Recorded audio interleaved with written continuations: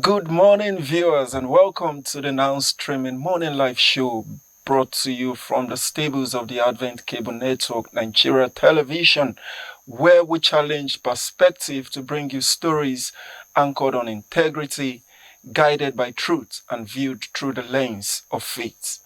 The capital city yesterday witnessed a completely different twist to the ongoing protest between the FCT minister and the striking FCTA workers, with protesters chanting, catch 'em, Wike is running, ole, ole," with reports stating the FCT minister ran for his dear life through the back gate of the FCTA secretariat, and at the same time brewing tension within the southeastern state of Anambra between their governor, Professor Charles SOLUDO, and traders whom I would say he considered as IPOB sympathizers, leading to the closure of ONITSHA main market for 1 week, with reports of an estimated 8 billion naira weekly losses accrued to the state due to the persistent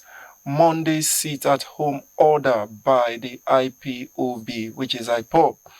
We would be seeking insight to these issues this morning alongside some developing and trending story. I am Godwin Ujiri, and I would be your anchor for today's show. But I'm definitely not doing this alone this morning. Joining me to co-anchor the show this morning is... I'm Rebecca Julius, and good morning, viewer, and welcome to the show this morning. All right, viewers, you have heard it from my co-anchor, Rebecca Julius, and we both will be steering the ship of the now streaming show this morning. And we have in the studio a very familiar face, and we would say he is Barrister Patrice Aquara, who is a political analyst and a legal practitioner. Barrister, good morning and welcome to now streaming. Good morning. All right, viewers, you have seen and heard from him also.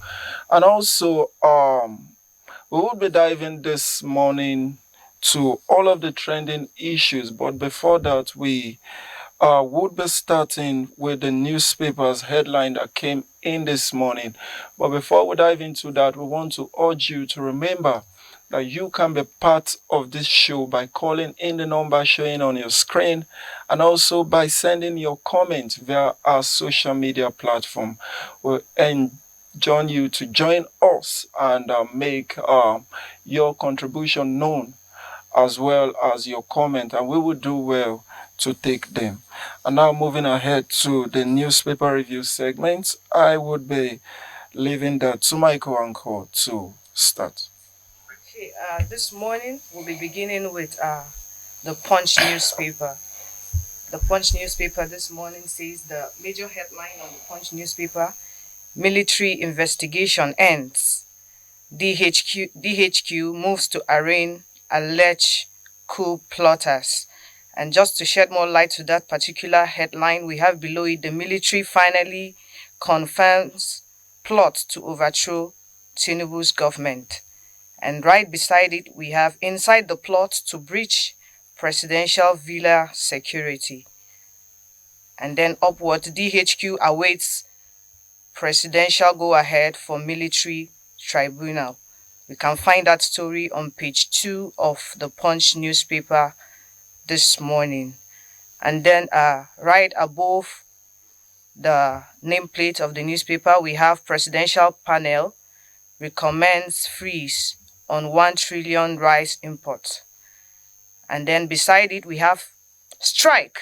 Court decides today as FCT workers demands Wike's removal. We can find that story on page 7 of the Punch newspaper.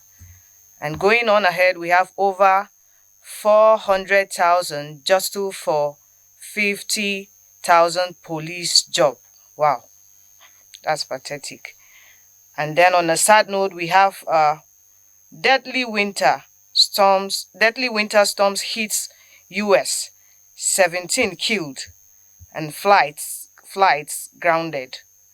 And then Below that particular headline, we have 2027, Ganduje assures Yusuf of APC ticket after defection. That story we can find on page 20. NDLEA 336 destroys 207,000 kg cannabis in Ondo. And then lastly, on that particular newspaper, we have LG Power Tussle. Osun APC kicks as Adeleke slams Oyetola. And that story we can find on page 20. And then moving on to the next newspaper headline. All right, thank you so much, Rebecca. And we would be looking into the Guardian newspaper that is trending with some stories there. But the head story there we have residents on the brink as rent spike above yearly income in major cities. This story can be seen on page 6 of the Guardian newspaper. And just below the Guardian masthead there, we have a defense headquarters to court-martial indicted officers in coup plot. And this can be seen on page 3 of the Guardian newspaper. And also we have Don't Let 2027 Politics Undermine Governance. This is coming from CISLAC, and they are warning the National Assembly. This story can be seen on page 3. And then also we have on page 6, APC Titan grips, sweeps Yusuf, Mutswang, Atiku's son in widening realignment. And also we have on page 5, Adeleke orders APC officials to vacate local government secretariat. And then on page 7 on the Guardian newspaper, we have oil spill worsen in Ogoni 1 month after federal government intervention. And just below that, we have a picture story there showing workers in Okay, I think this is a picture story showing workers who are all holding placard um, at the NAFDAC office in Lagos yesterday. So to get a grip of all of this story, you go get yourself a copy of the Guardian newspaper and read through all of the story making rounds and making headlines on their front page. And very quickly, we would be looking at the Guardian newspaper this morning. And the Vanguard is leading with this story. It says $11 billion lost to skills shortage as tech sector outgrows workforce. And we have the riders there that says ICT output surge while skilled manpower falls dangerously behind. And also competition for talent drives cost higher while companies bleed. And lastly, we have skills gap threatens long-term digital competitiveness. All of this story can be seen on page 21 of the Vanguard newspaper, and a very troubling one, I must say, and this can be seen above the Vanguard masthead. It says again, bandit abduct 6 Kajuru residents. This can be seen on page 6. I tell you, it is very troubling one indeed. And then on page 10, where we have the tax law, it says you can't speak truth to power under Tinubu government. And this is coming again from Shea Makinde Day.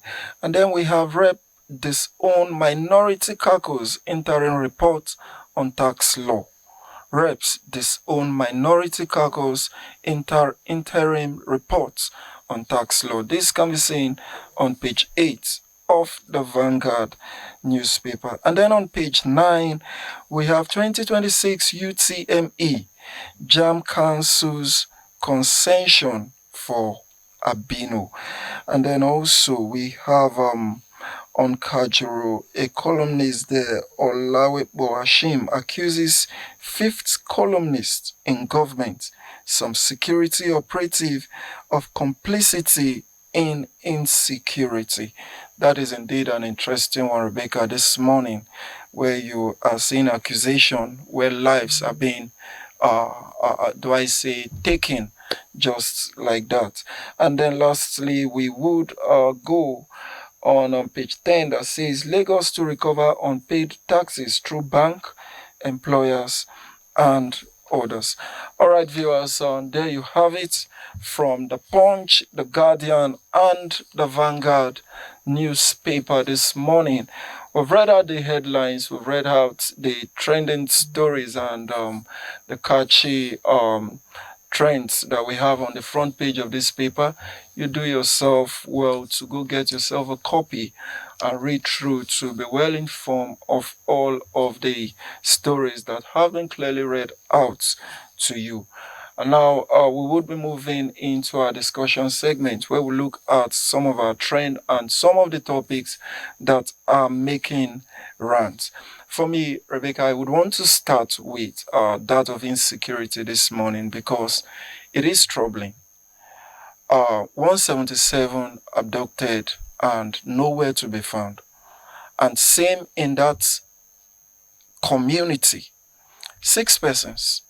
Now let's even put it this way. 177 adopted, and we had earlier report of 6 persons fleeing from their captors earlier to make it, I think, a total of either 168 or 67 there. And here you are having it to say 6 persons have been re-abducted. Does that mean that these persons or these bandits have a list of everyone and then came back for these 6 persons? The story is not right, it's not clear.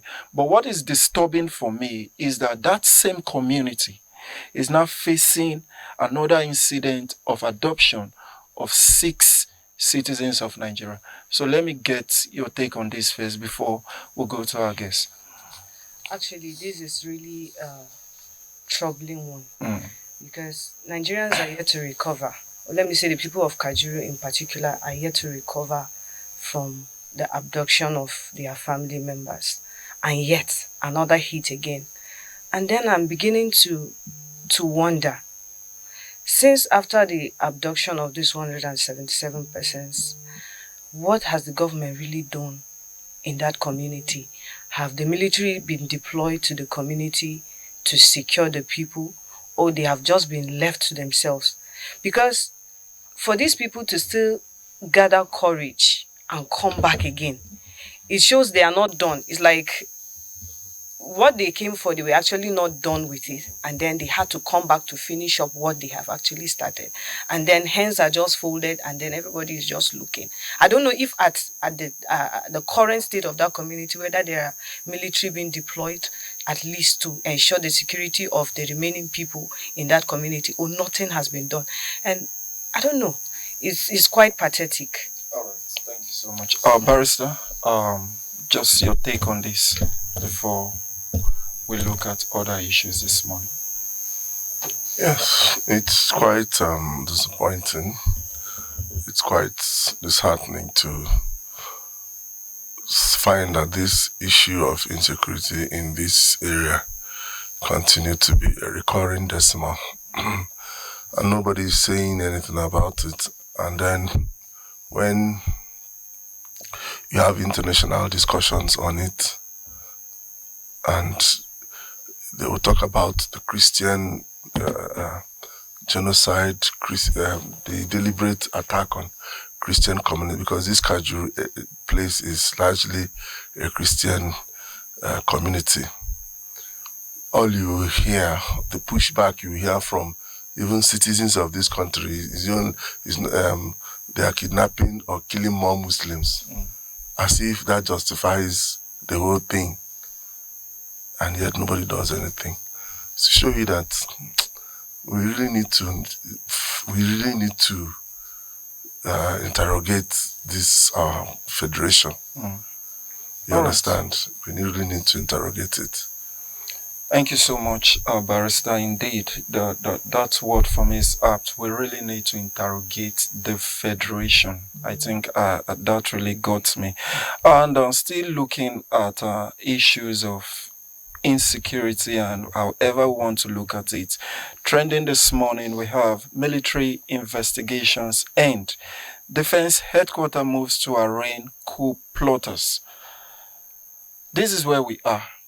It was first rumored, and there were denial from different quarters, but here they have come out plainly to say that indeed there was an alleged coup in Nigeria, and they are moving to arraign all of those who planned the coup.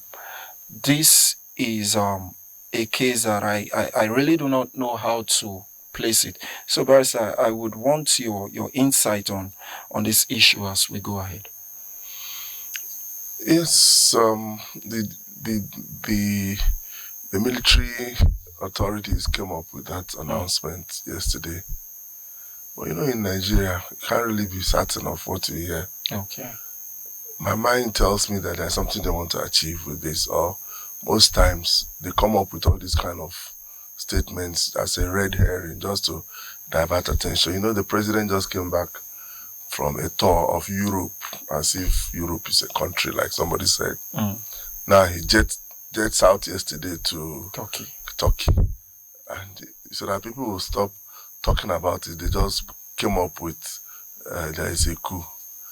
Well, let's see. It could just be a discussion starter. It could just be a red herring. It could just be a diversionary tactics. But someone said that in any rumor, there could be an oiter of truth. It's no longer a rumor because, let's say, it has been rumored before now. Okay. Is it a rumor again? Is it a... They have actually come out at this point to say that it is actually true.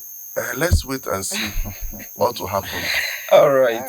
Thank you so much. And now we would be looking at a very important issue also that I would say touches the lives of an average Nigerian, especially in the southeast. But before we dive into that conversation, we'll take a breather and take a video. You take a watch of that video, and then when we come back, we'll make sense of all of it.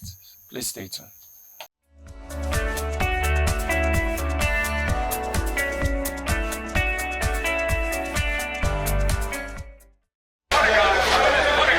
Commander is here, Achede, and so on. This whole area, we're going to cordon it off in the first instance for the first 1 week. If we come on Monday and it is locked and any shop is not, we'll lock it for 1 month.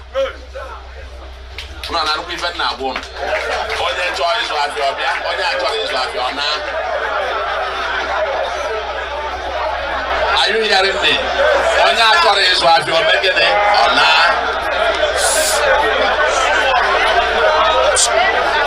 Because I don't know wherever you come from, Anambra is open to everybody.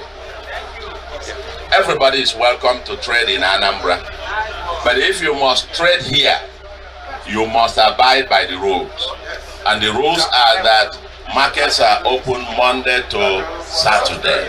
If you are not prepared to open your shops Monday to Saturday, then leave Anambra, go to elsewhere. Period. Okay? So, this market will be shut down for the remainder of this week. It will not be open tomorrow. It will not be open on Wednesday. It will not be open on Thursday. It will not be open on Friday. It will open again on Monday. And if we come on Monday, you want what? Are you hearing me? Are you hearing me? Okay. Listen. Are you hearing me? I want you to the first.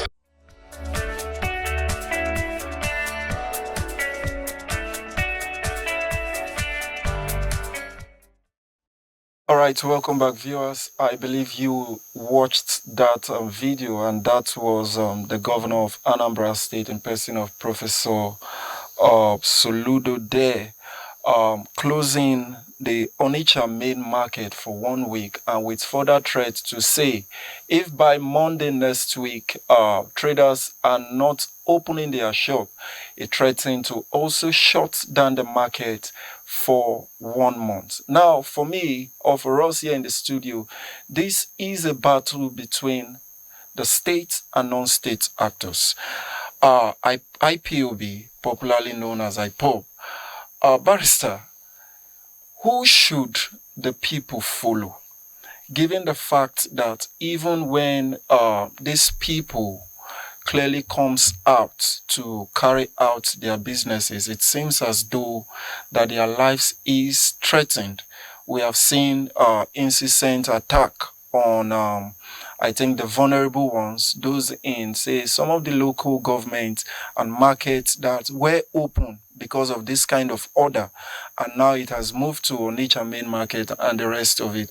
So where do we go from here? I would want you to help us make sense of all of this issue as regards and the happening in the Southeast, especially in Anambra State. The truth of the matter is, SOLUDO, whatever he's saying, he doesn't have any statutory. The truth of the matter is, SOLUDO, whatever he says, he doesn't have any statutory power to say all those things he just said. And the traders are not members of the IPOB. And under the Constitution, even if the traders want to associate themselves with any given public opinion or trend under Section 40 of Nigeria's Constitution as amended, 1999 Constitution amended, they have the freedom of association. They have the freedom to hold their own personal or collective opinion. Okay. Everybody knows in this country that there has always been violence in most parts of Southeast during Mondays, especially in Anambra State and some parts of Imo State. When governors will tell them to come out, they will come out, and then all of a sudden you hear that the unknown gunmen or whoever went to shoot the people. And all you hear is people like SOLUDO will just come and make one vague public statement without bringing back the dead or the injured, while leaving the main issue of resolving the problem. The problem that these people are talking about is Nnamdi Kanu being incarcerated over a long period of time. Okay. Now, a judgment that didn't have any judicial or statutory basis puts him behind, puts him in prison, and he's being detained in a faraway place where he cannot even freely exercise his right to appeal the judgment. What's the correlation between a court that tried him in Abuja here, and then the appeal should come also in Abuja, division of the Court of Appeal, and then you take him to Sokoto State, which is a different appellate jurisdiction. It doesn't make any sense. It shows that it's punitive. And him as SOLUDO, knowing that his people are interested in this particular case, should have been in the forefront. For me, I look at him as a pretender to governance. He's somebody who hangs in the air. If not for the Anambra Charter of Equity that makes their governorship rotate from one place to the other, he would have. Just a minute, hold on. Just ask me a question. Let me just land. If not for that, because he fails to associate himself with what the people want. He, as their leader, should have come up with innovative ideas on how to solve this problem. This problem has lingered for a long time, and even this matter that has gone back to Court of Appeal, the Federal High Court, for which Nnamdi Kanu was sent to Sokoto, had been litigated at the Supreme Court, that you understand. And even when it went to the Court of Appeal in the first instance, the Court of Appeal freed him, asked the government to release him, that you cannot cure one illegality with another illegality. That bringing him from the illegal rendition from Kenya, you understand, overrules every sense of morality. And international law stands on morality.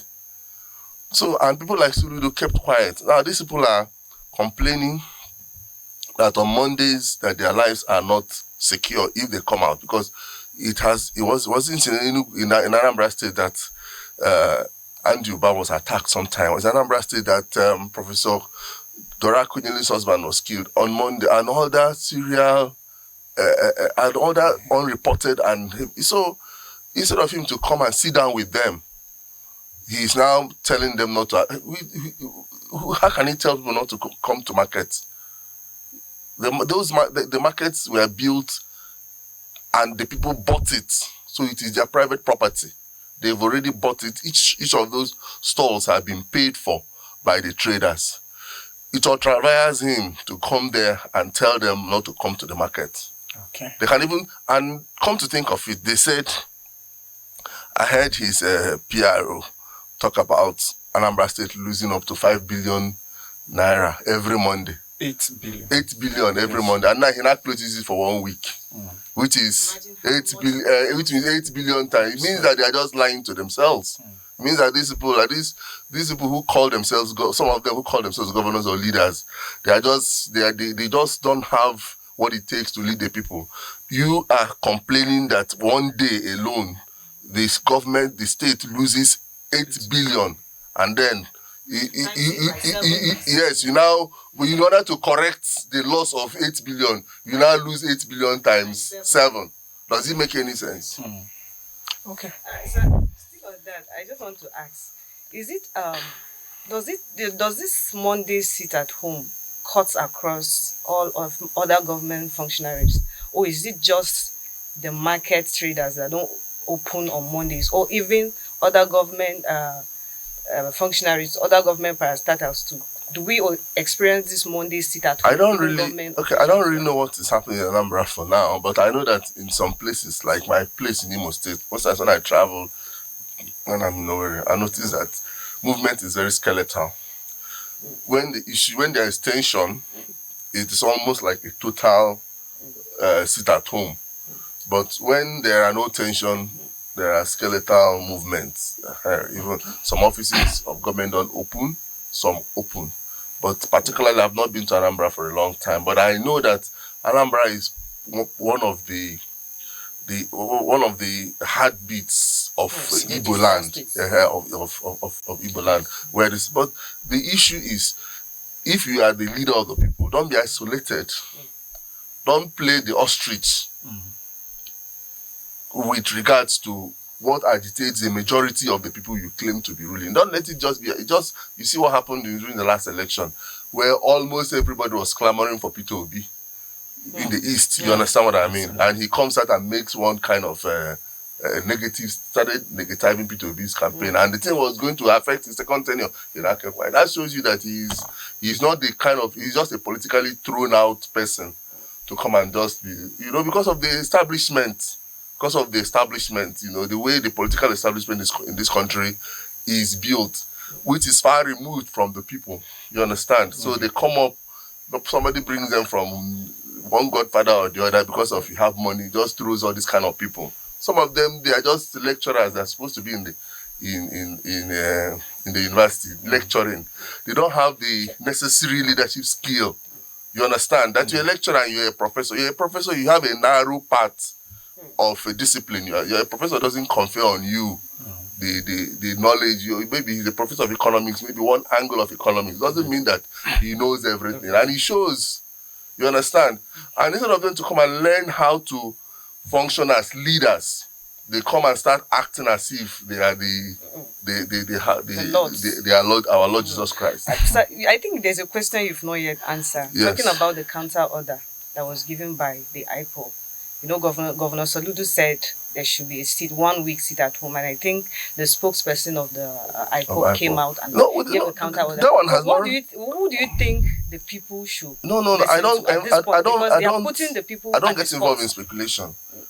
Let us see what happens at the end of today. Okay. That question has not ripened for me to answer, because the IPOB spokesperson said they should go on today and you understand. Let us see if the main market will open today or not, then that question will now, it will answer itself. That means we have to wait to see the outcome after let's see what happens. We know whether or not who they choose to obey, Exactly. whether the governor so or it's the not for me to stay in this studio and start speculating. All right, thank you so much. Our viewers, you have heard it from our guests, and we also want to urge you that would like to hear your comment, especially our brothers and sisters all the way from Anambra State. Call in, send in your comments so we know the state of things presently in Anambra State, and we'll do well to share and also to listen to all of those comments and calls that you would be making. Going further on this program this morning, yesterday was something else, I must confess, in the Federal Capital Territory, because we have members of the JOAC and also the National Union of Teachers who moved in to intercept the Federal Capital Territory Minister in person of Nyesom Wike, his convoy, that made him actually leave his own secretariat, if I may use that term or that word, through the back gate. And from my opening, you see what so many persons were chanting. They were chanting, "Holy, holy thief. Wike is running through the back gate." Now, a whole lot of issues there. But before we dive into the conversation, we'll take a breather and also bring you the video of this particular incident. So please stay tuned.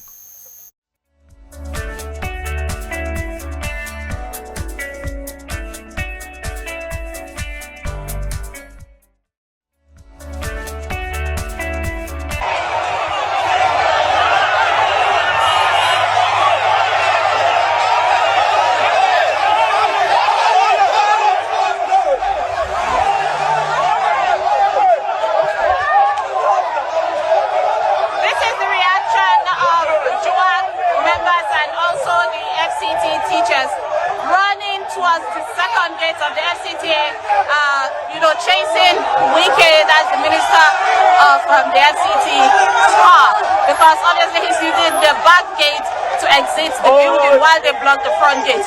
So right now they're running towards him to block the exit.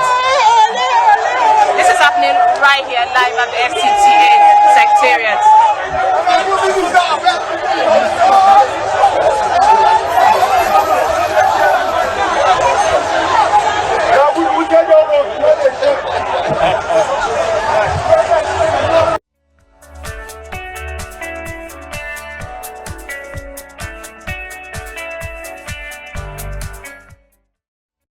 All right, welcome back, viewers. Sincerely, I am lost for words. I do not know what to call this, but rather say it's a show of shame, especially from the angle of the minister of the FCT, because when people protest, the best alternative route is coming out to address their concern.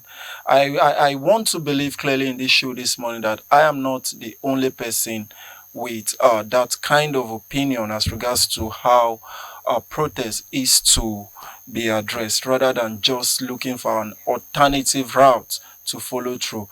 And this is now leading people to say, could this be how the minister is?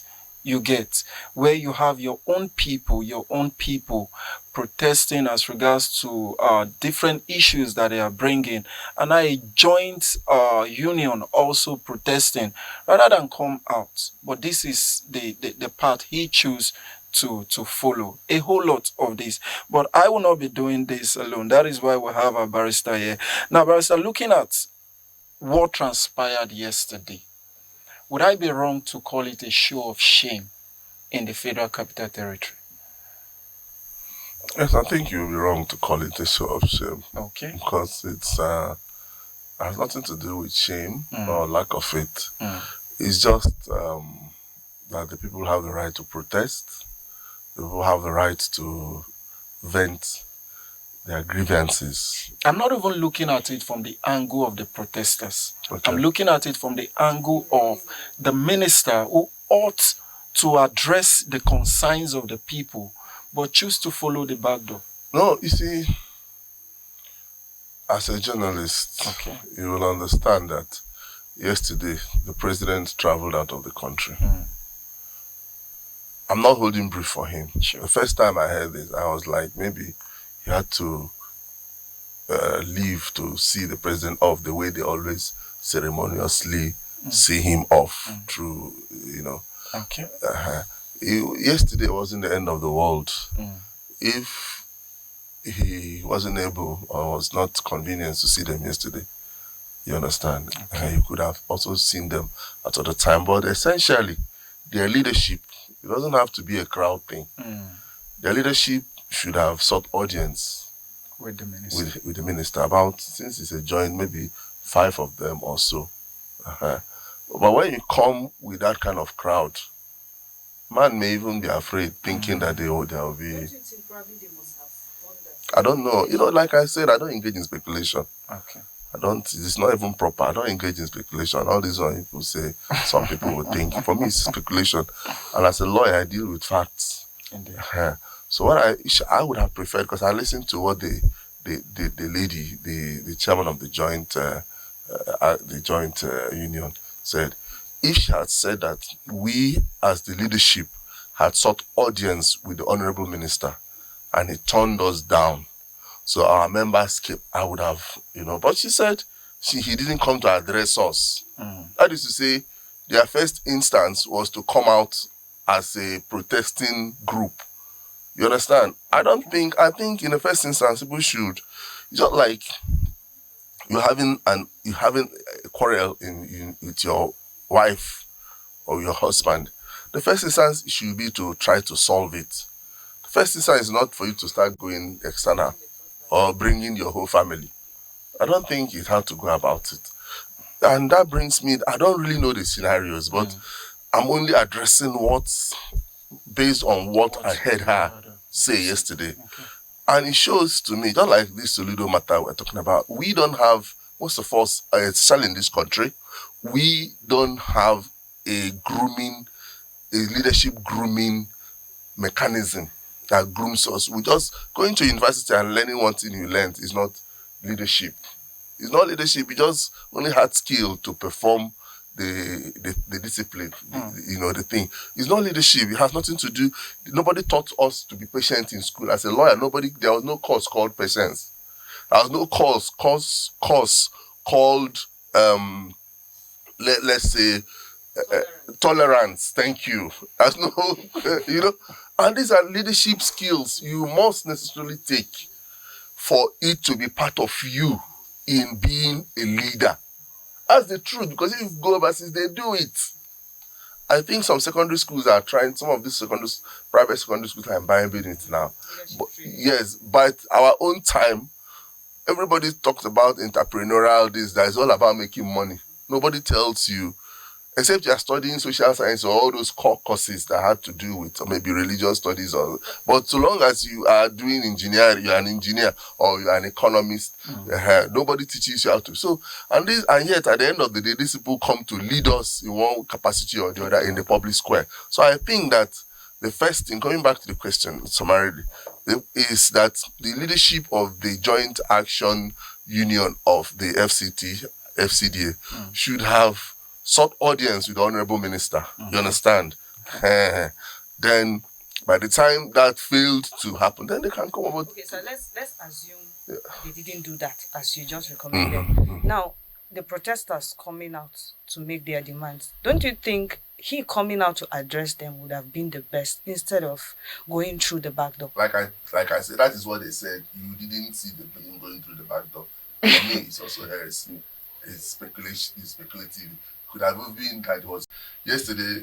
I think the president traveled out of the country, and we saw a video of him at the airport. You have to have regard to his own itinerary, itinerary scheduling that yesterday. You understand? Before you start coming, so all these things it can even be a phone call. It can even be through his. You could have even also. He might also have delegated the permanent secretary or the director lands, you understand, to go and address them so that they will hear. Not coming out in public. I'm not holding brief for him, I get you. but I'm interrogating all the stuffs we heard yesterday, all the stuff we heard yesterday. trying to balance the reports. balancing it. Because the people in government, tomorrow if you enter government, I try to give them the benefit of the doubt because they are dealing with complex issues. Indeed. And the way people report it, people always report it the way it suits them. They may not give you the justice of the matter. They just tell you how it suits them in order to curry your emotional support for them. And I don't engage in all those kind of things. All right, Barrister, I hear you loud and clear, and I believe our viewers do. But I just want to ask this question from, let's say, a mindset of a viewer now, and then the way many persons assume and see things. Not quite long, the person of the FCT minister have faced a whole lot of opposition, and it is glaring to the public, the likes of the Yerima and also all of those face off. Do you think, and I think, I don't want to speculate also, but the issues with Rivers and the rest, seeing face off with government officials and the rest of it, do you think that this is what is, in quotes, giving the masses this mind, if I may use that word for lack of better word, to accost a high profile individual like that on issues that they ought to follow a more better route in resolving? Do you think all of this is playing out in this scene here? Your question again, please. Okay, what I meant is Wike as an individual has over the time, like in the past months, had public face-off on various matters. And one in quote is the issue he had with the military. Okay, Yerima, yes, and the rest of it, you get. Now, and also the issue is having the face-off with Fubara. Now, all of these are saying that people could actually come out clearly to have face-off with legitimate authority. Do you think this is what is how do I put it playing out, people facing okay authorities? I think I have a handle on it. Yeah. You see, let me tell you something. It's just in this country, this country needs a lot of fundamental handling, like a foundational issue. You know, the Bible says, if the foundation is destroyed, what would the righteous do?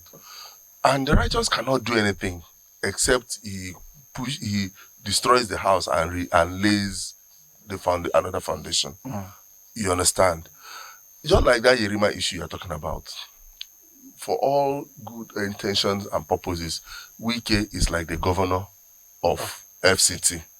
Now, picture the governor of a state.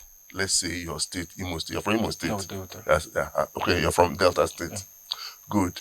And a military person who is supposed to be in Zambeza Forest defending the territorial integrity of this country, all he's talking about is property, land. The governor goes there, the constitution of this country and also the Land Use Act gives title of every land in urban areas to the governor. All of them are invested in the governor. In fact, even the one in the local government which is vested in local government, by virtue of the fact that the local government, the way we run it, is also under the governor. They can take it and pay compensation. Yes. And then the governor sends out his workers, aides, and the military using their bravado, the way they always do. Military in advanced countries don't behave the way our military behaves in this country. They behave anyhow, flog people anyhow. They're not disciplined in most cases. You see what happened in Lagos sometime. A naval officer came out and started shooting. The matter went to court one time. Have you ever heard of these things? And yet, people now started siding that Yerima guy you're calling up. It shows that we're not ready to build a modern, civilized environment.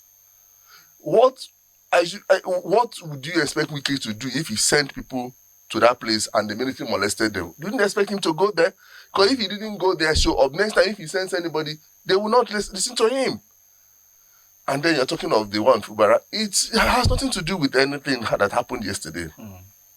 As far as I'm concerned, any labor dispute must, first of all, if you go to industrial court, you have to have, in the first instance, dialogue with the establishment. Do you understand? And when dialogue fails, you now go to court. It's not a matter of protest and lack of it. It's a matter of dialogue with the leadership and with the now Wike is the president's representative in Abuja. That's why he's called minister. But actually, the president is the governor of FCT, and he designates somebody to stand in for him. Those affronts are affronts against the president. If you don't know, constitutionally speaking, these affronts are affronts against the president. And it's not supposed to be so. So until people do the proper thing, and then maybe that officer did not respond, that is when I can begin to blame him. So long as you don't do the proper thing, because you cannot correct one illegality with another illegality. All right, thank you so much, Barrister. And one that is also at the heartbeat of many Nigeria is the ongoing Jehesu strike that have stayed for so long now. Our healthcare is in quagmire, if I may use that word. And now, this is where the question lies. They are saying that we should blame the federal government for the impact of the strike on Nigeria's healthcare system. Jehesu tells Nigeria.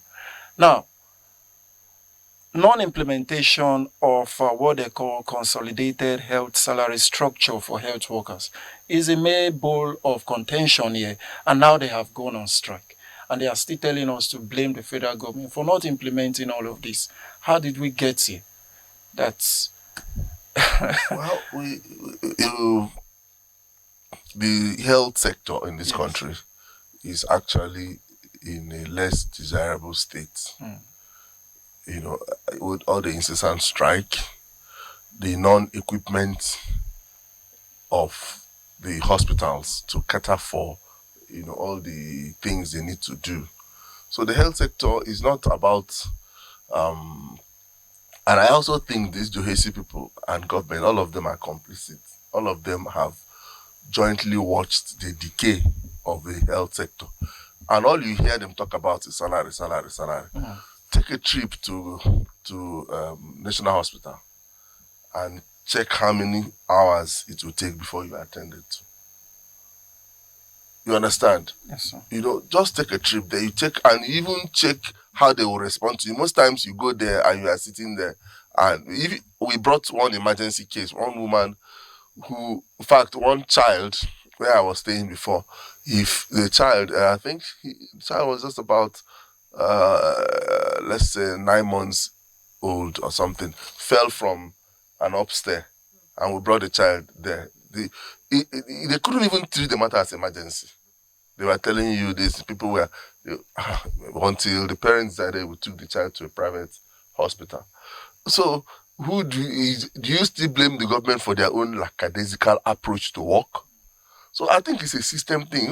Most times, all these things, we need a reorientation. We need to relay the foundation of this country vis-a-vis public services, vis-a-vis our engagement within ourselves. You understand? So when they come and they talk about salary, I don't really sympathize with any of them when they talk about salary. Governments everywhere are trying to reduce overhead, trying to reduce the government workforce. Go to America this time that Trump came. They've reduced more than 120,000 federal workforce. And most of all these things had been outsourced. The private sector is now the highest employer. In fact, the greatest employment of labor. But today, when people graduate from school, the next thing is they want government to employ them. When I was in school, I said I wasn't going to apply for any government work. I never applied to work for government one day. Never. I wasn't interested. I started, immediately I left, immediately I was called to bar, I just went for private. I wasn't interested, because I don't believe that this bribe they pay people every month to remain poor is what I want to use to train my children.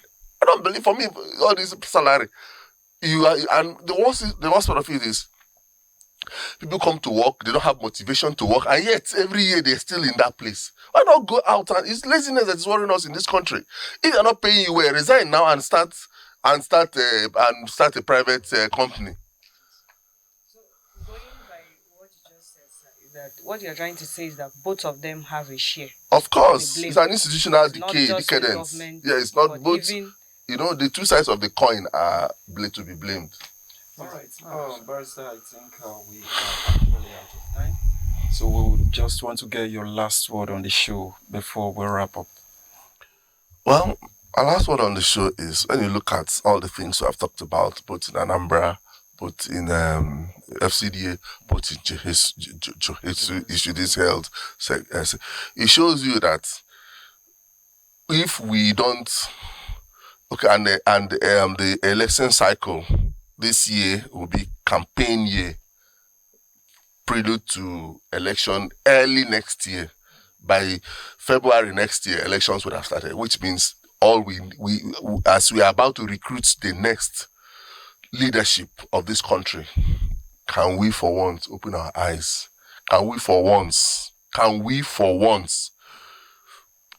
put tribalism, put ethnicity, put religious inclination, put all these things behind and interrogate and really do interview, as in interview those who are bringing themselves out to be voted for.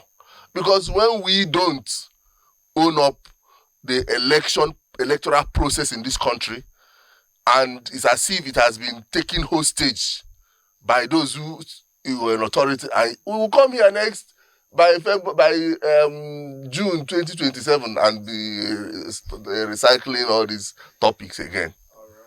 God will not come from heaven to come and rule this place. All right, Rebecca, I would want you to give us your last word on the show before we wrap it up. All right. Nigeria belongs to all of us, and all hands must be on deck. We must all put our hands together to make sure we get the Nigeria of our dream. The striking workers is not just enough to go on strike, but one question you also need to ask yourself, are you doing your own part? Yes. If you are being paid, can you really justify what you are being paid for? Are you really doing what you are supposed to do in that office? So before you go on strike, maybe you should also have a rethink. And I pray if all hands will be on deck, if all of us would do as is expected of us, I believe Nigeria will be better. All right, thank you so much. All right, viewers, there you have it. But before we wrap up the show, we have a breaking news coming right from the office of the primate of the Church of Nigeria, and it reads: Church of Nigeria Anglican Communion dissolves committees, groups, and suspend officials at St. Luke's Cathedral, Sapele. And I will be reading this, and it says: The primate of the Church of Nigeria Anglican Communion, His Grace, the Most Reverend Dr. Henry Seundokuba, has suspended all administrative group, arms, executive and banking activities of the Cathedral Church of St. Luke's, Boyu Road, Sapele in Delta State, as he set up a caretaker committee to oversee the running of the church.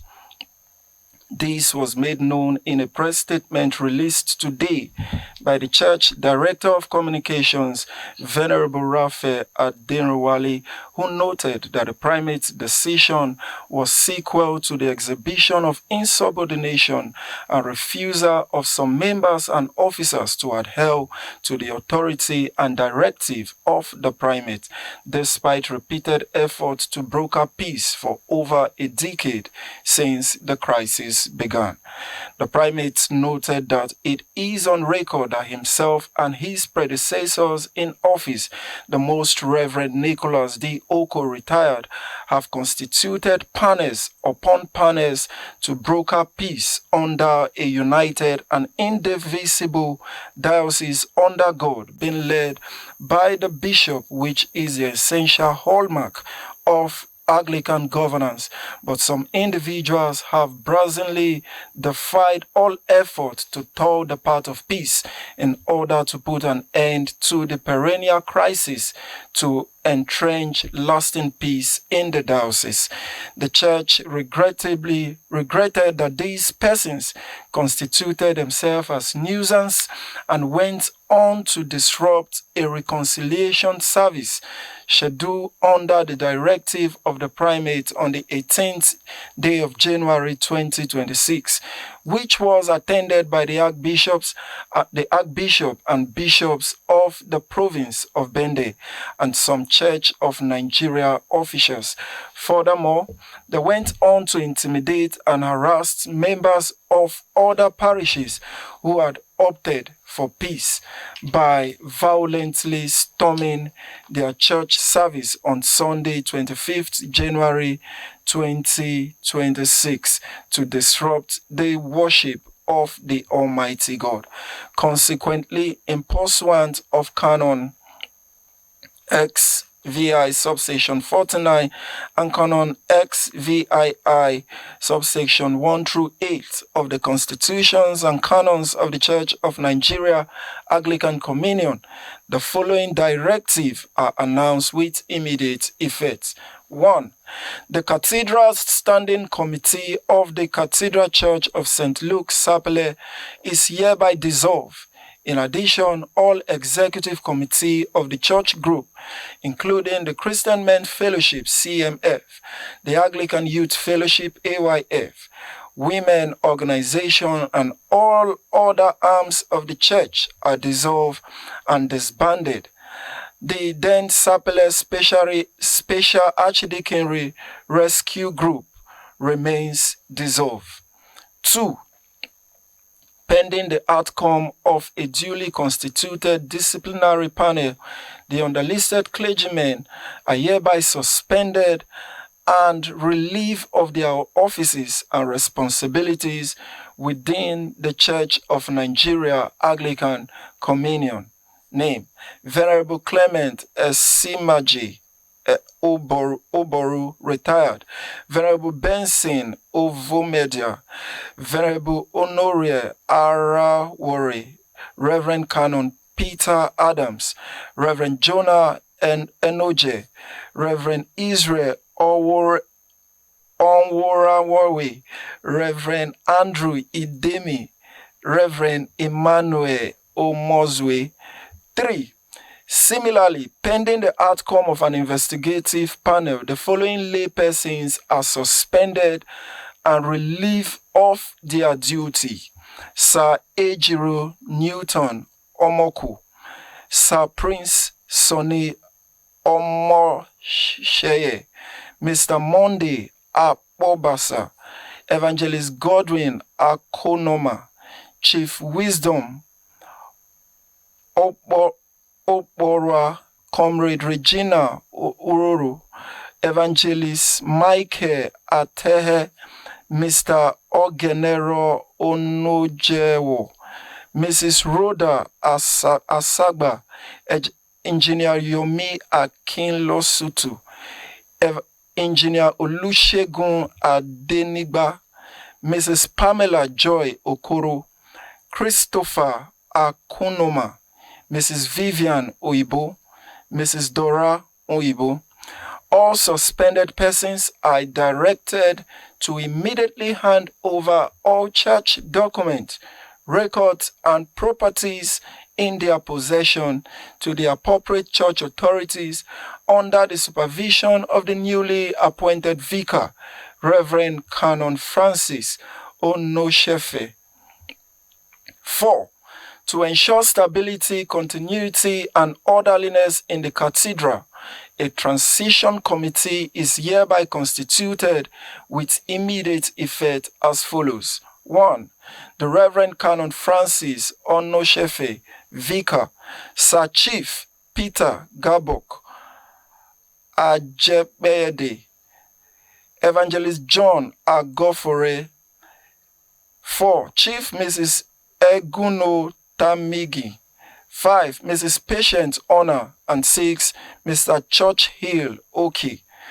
The statement concluded that the primate calls on all members of the Cathedral Church of St. Luke Sapele to cooperate fully with the new vicar and the transition committee and commit the church to prayers as all work together for peace and to the glory of God. That is it from what we have here on Now Streaming, the breaking news all the way from the office of the primate as regards the persistent crisis that has bedeviled the Diocese of Sapele, especially St. Luke's Cathedral, Sapele. And with this, we will draw the curtain on today's edition of the Now Streaming. One thing remains clear: the story making headlines are not distant issues. They touch real lives, real homes, and real futures. Governance, the economy, security, and human dignity are not separate conversation. They are one national conversation, and how we respond to them will shape the Nigeria we pass on. Viewers, this is the size of our package, but I will not fail to appreciate Michael Anko and also our guests. Also, do well to remember you can be part of the show by tuning in to this station tomorrow. Till we come your way again with other interesting topic. Please do have a great day ahead. I am Godwin Ujiri, and bye for now.